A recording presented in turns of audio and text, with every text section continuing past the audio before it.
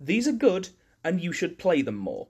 The Shandalar rings from M13 are a cycle of 2 mana equipment with Equip 1 that put a +1/+1 counter on a creature at the beginning of your upkeep if the equipped creature is of a certain colour, and then grants an activated ability or keyword based on said colour. For example, Ring of Thune here gives white creatures the counter on upkeep and grants Vigilance, a classically white keyword. As for what the others do, in Wooburg order, Evocile cares about blue and grants hexproof until end of turn for 2 generic, Zathrid cares about black and regenerates the equipped creature for the same cost, Valkus cares about red and gives haste, and finally Colonia cares about green and grants trample. So these aren't earth-shattering or groundbreaking by any means, and honestly, they could probably be viewed as pretty slow by today's standards. But what these are is efficient and, well, innocuous. 2 to cast and 1 to equip isn't really anything. And frankly, when one of these things does hit the field, no one bats an eye. It's too slow or awkward in their eyes to look like a threat. And that's where the strength of these lies. In accruing advantage over time. Because the impact of the rings isn't immediately threatening, people just kind of let them sit. And they don't think it's worth destroying these things. But then, when a much larger new threat gets played, the dingus in the corner equipped with this thing just completely gets ignored. Except it's growing turn by turn, and soon it will become a problem, they just don't know it yet. But just talking about these things as a monolith like that doesn't really do each card justice, to be honest, as frankly, they each have places where their individual strengths lie.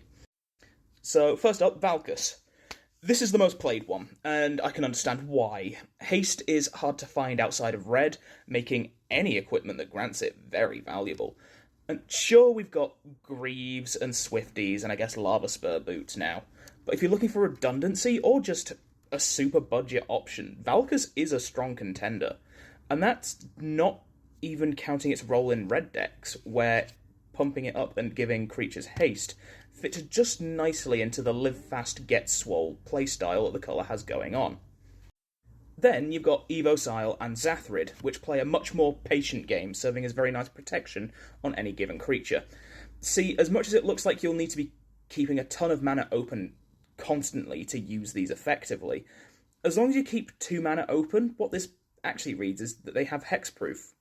Sort of. See, nobody wants to be the one whose spells get countered or fizzled.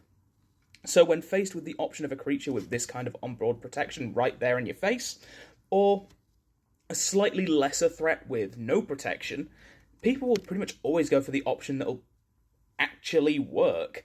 So this activate ability is kind of fantastic.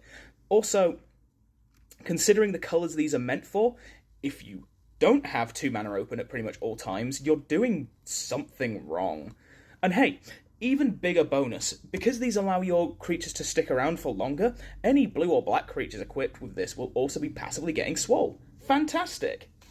And finally, Colonia and Thune.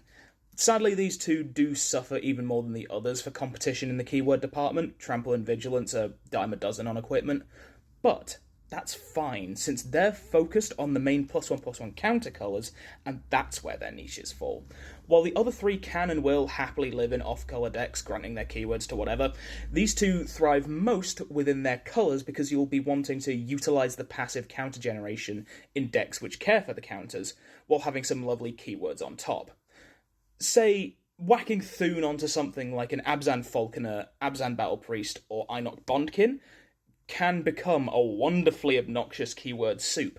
And frankly, you haven't lived until you've stuck Colonia onto a Kami of Whispered Hopes.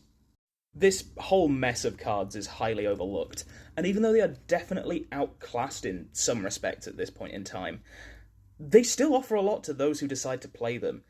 For example, there are some amazing synergies if you just look a little bit deeper. My personal favourite place for one of these is Ring of Evocile in Tekethal Inquiry Dominus, which both cares about the counters that it grants to the blue creatures, and already likes to keep mana open for counter spells and Tekethal's own self-protection ability.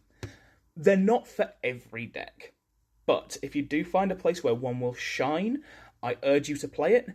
You won't regret it.